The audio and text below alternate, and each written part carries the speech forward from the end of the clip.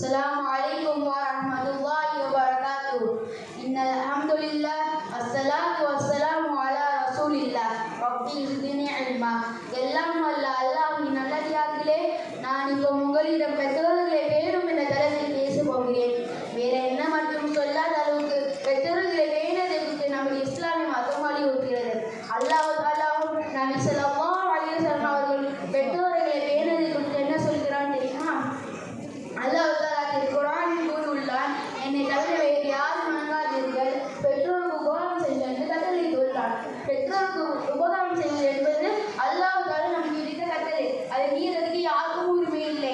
ஆனால் இன்னைக்கு என்ன பண்றாங்க, பெற்றோரை மதிக்க மாட்டேறாங்க, அவங்க சொல்றது எதுவுமே கேட்க மாட்டேறாங்க. நம்ம சின்ன வயசுல இருக்கும்போது பெற்றோரை நம்ம எப்படிலாம் பார்த்துப்பாங்க, அன்போடு பாசத்தோடு அன்போடு பார்த்துப்பாங்க.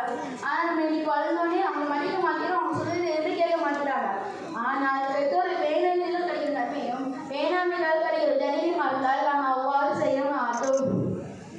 பெற்றோரை வேணால் கிடைக்கிற நன்மை பற்றி பார்ப்போமா?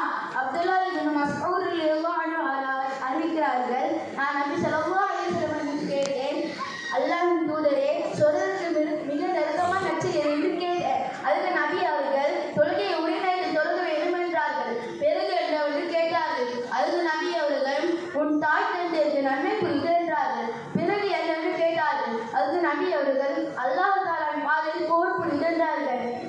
பாருங்கள் அன்பான இஸ்லாமிய சொந்தங்களே, அல்லாஹ் தாலாவின் பாதையில் போர் புரிவிட தாய் தந்தையருக்கு நன்மை செய்வதன் அந்தஸ்து மிகவும் உள்ளது.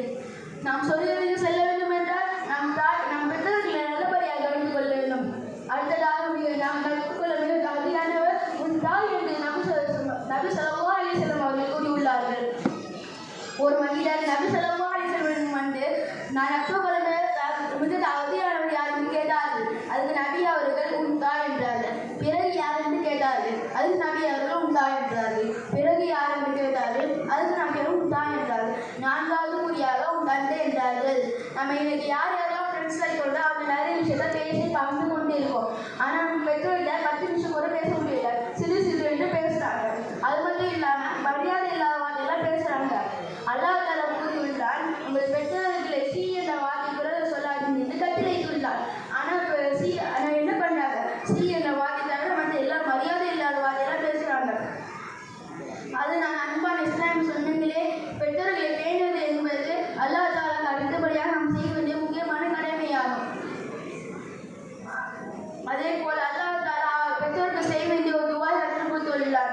ரப்பி ரஹ்மா கமா ரப்பயானி ஸகீரா, சிறுவனாக இருக்கும் போது என்னை இருவரும் பராமரித்து கொள், என் இறைவா இவருக்கும் கிருபை செய்வாயாக.